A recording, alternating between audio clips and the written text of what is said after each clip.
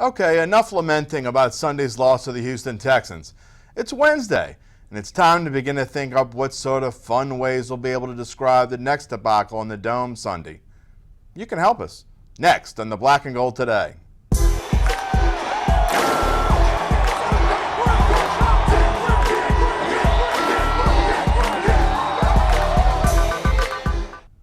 Welcome to the Black and Gold Today, sponsored by Cadillac of New Orleans. I'm your host who's still in search of that silver lining, Jim Derry. Saints players and coaches swear they're giving maximum effort, but it just hasn't been good enough. To win Sunday against the 11-0 Carolina Panthers, they'll have to do a lot more than good enough. How do they pull that off? Well, let's ask our expert Saints columnist, Larry Holder. And it was a fun Sunday, I'm sure, in Houston. I'm sorry I missed it. Well, I'm just glad I got the pick right. We split did. the picks.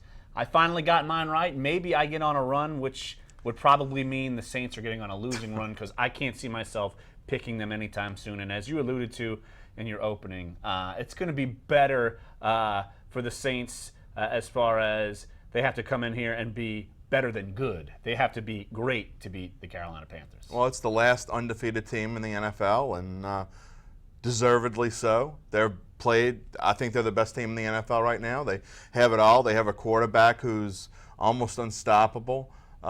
They haven't needed a fantastic running game, and these receivers I never heard of, the Funcheses of the world. Right. And Greg Olson's playing like Rob Gronkowski. And look, they don't have Kelvin Benjamin. It's amazing. Yeah. They lost their wide receiver main guy before the season ever even started. And so, look, I think fans are going to look kind of back at the way the Saints played early on in the season at Carolina when Luke McCown nearly got them to a win. And the Saints offensively, they played pretty well. The issue here is, to me, they did not have Luke Kuechly on the field for that game.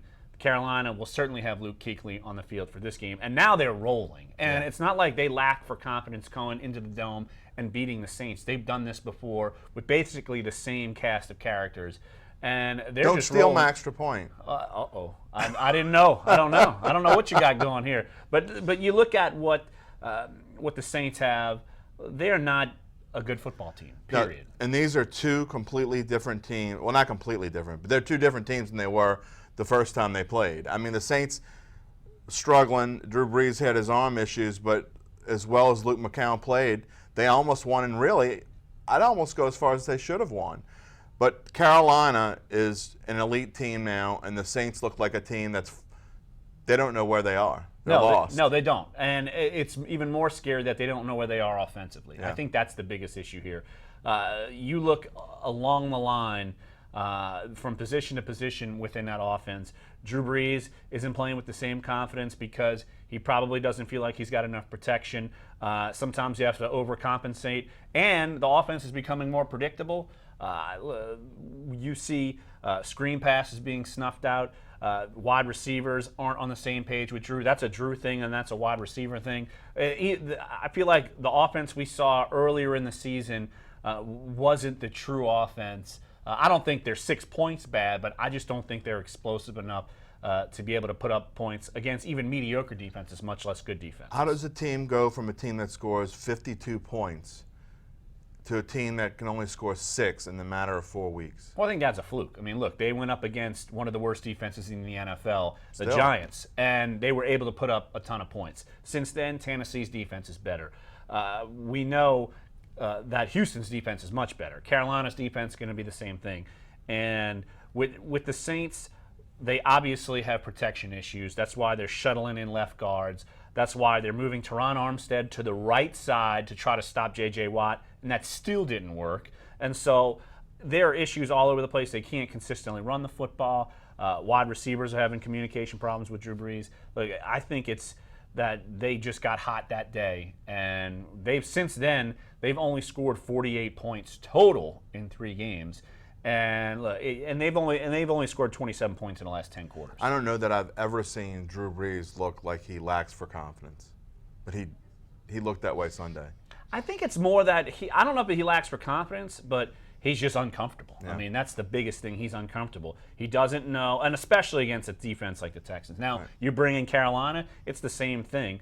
And I don't think they had Jared Allen when they played Carolina the first time. So Charles Johnson's healthy. You got Jared Allen, and the rest of that defensive front, look, they're pretty stout. And so the Saints are going to have their hands full again. Let's talk a little bit about the defense. I thought everything was going to be better when they fired Rob Ryan. It was better. It was definitely better. Let's be honest. The first 2 drives stunk. They were not good, and yet the defense was starting to get stops. They got a turnover.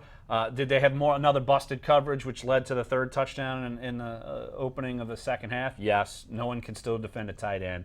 But I think at least they played better. It wasn't, I'm telling you, it wasn't for lack of effort. I can tell you, looking at tape, it wasn't for a lack of effort. Your boy Jarvis Byrd. Look, he got an interception. He's making some tackles. They're actually sending him in on blitzes. Just in time for Thanksgiving. Well, hey, yeah, he's got to make up. He's got to get that money for Christmas. You know, I guess he's got to make up for it for all the shopping he's got to do. But the defense, they only gave up 24 points. Yeah. It's far fewer than 47 right. or 49. So I think there's actually room to grow there. The concerning part now is the offense is fading back, and if you hold a team to 24 points, you would expect the Saints to beat them. Lastly, can the Saints stop or even slightly hinder Cam Newton? I think they can, but it's going to have to be some big-time effort from a Stephon Anthony. You're going to have to put Haoli Kikaha in more full-time than you saw against Houston. Don't put Kikaha in coverage. I don't know why they did that. That was strange. It's the first time they did that under Dennis Allen. Get rid of that. That shouldn't exist. But Carolina might be due for a loss. Who knows? Yeah. But the Saints, they don't look like the team that you would expect to overcome their own issues to beat Carolina.